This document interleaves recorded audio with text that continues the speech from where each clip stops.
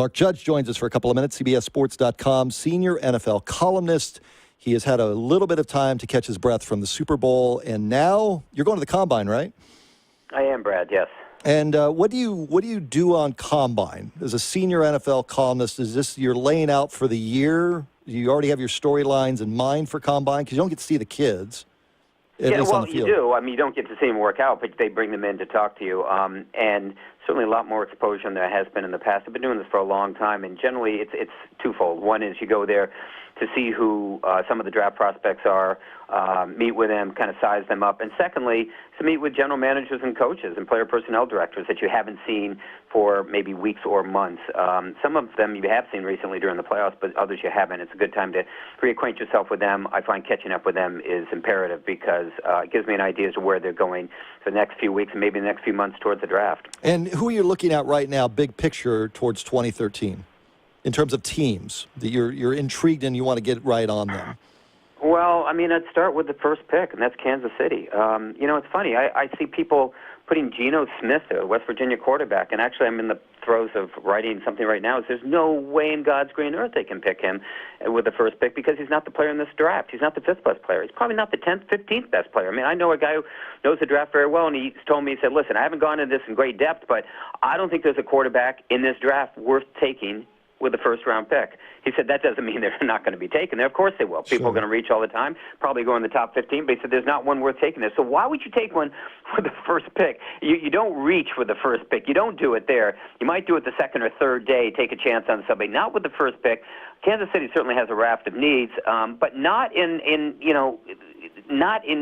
a lot of places. I mean, they can get some backup people here and there. They need a quarterback. There's no question, but they don't need one at that position if he's not worth taking there. And there's no one there worth taking there. They're at the top of the second round, Brad. So why not do what the San Diego Chargers did in 2001 and take one there? And San Diego took Drew Brees there. It worked out okay for them. Yeah, and we sit out here in revisionist history with Matt Leinart over and over and over and how this has just been an absolute train wreck. So when people say, well, just take another USC quarterback and that'll solve all the problems out here with the seventh pick, they're crazy.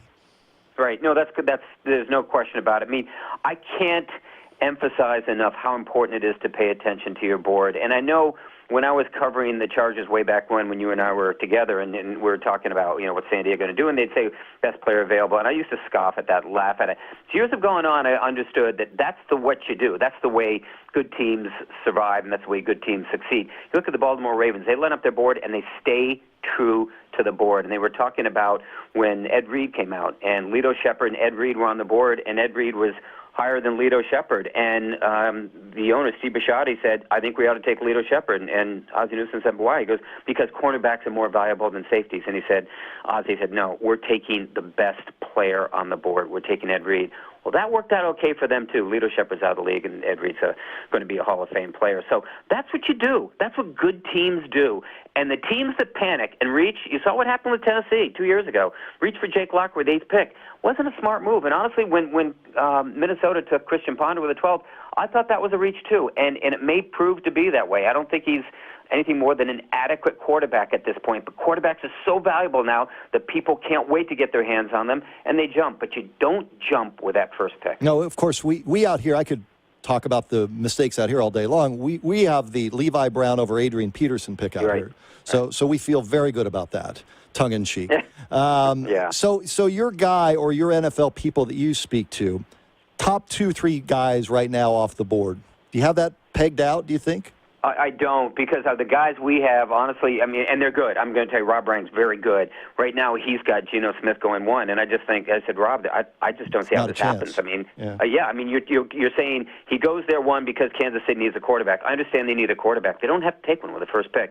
I think that, they're looking at Jekyll, the offensive tackle for Texas A&M, somewhere in the top 5. An offensive lineman's going to go high. I mean, defensive pass rushers are going to go high. But I haven't looked at it that carefully, and it's funny because I'm sure your listeners will say, well, geez, you go into the Combine. Honestly, it's the last week before the Combine where I sort of refresh myself with these guys' names, and then it's the next 2 months because this thing changes. I mean, it changes all the time. I remember several years ago someone asked me about Derek Johnson. Was he a top 5 or top 10 pick? And I said, hey, it's early March. I don't know. And he said, it's your job to know. And I said, not in early March, it's not. I mean, maybe in mid-April it is, but we're way too soon. So much comes to fruition between then and the draft that you have to pay attention to that stuff. I mean, we thought Reggie Bush was going to be the first pick in the draft. Thought he should have been. He wasn't. Mary Williams was. Well, now we understand why.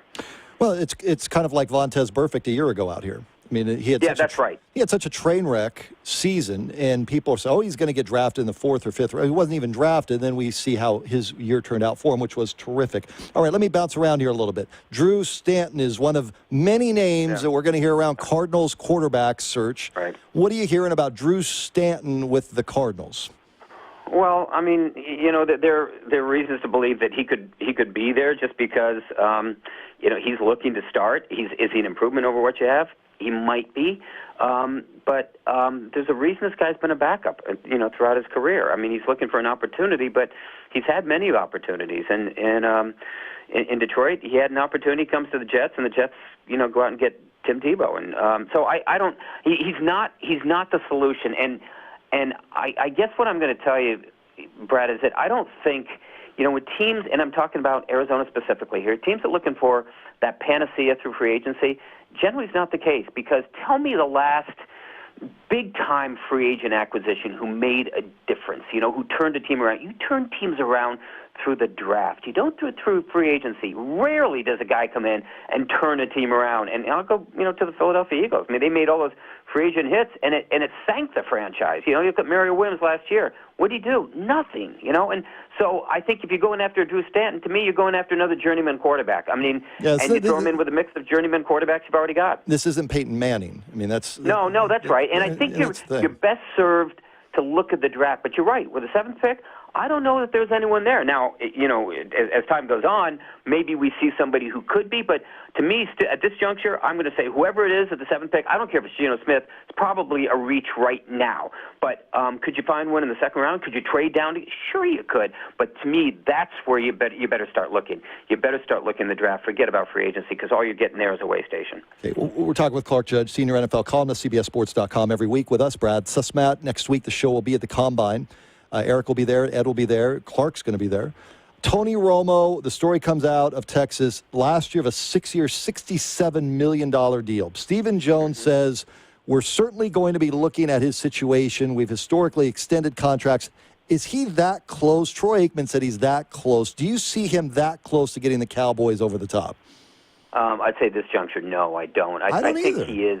I think he is what he is, essentially. I mean, you see a quarterback who makes big plays and makes big mistakes, and he's demonstrated it again and again and again. And each year we keep saying, well, now we're going to find out. Now we're going to find out. I think we already know.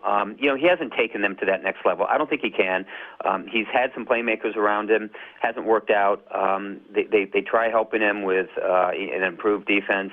They try helping him by improving their offensive line, maybe getting him Des Bryant on the outside, finding him some help behind him with a running back like Murray. But it hasn't worked out. I mean, he just, again, you look at, I was there. I go back to that season finale against Washington. They could have won that game, and some people say maybe they should have won that game. But, boy, he makes the turnovers at the wrong time. That's what he does. He's a quarterback who will tantalize you, but in the end, I think, end up just frustrating you. And that's why I think the answer is no. I don't see him as a solution to their problems. I think that's a team that should be looking for a quarterback, should be looking for their next starter and groom him pretty quickly. Stay well. Next week at the Combine, we'll talk to you then. Thanks.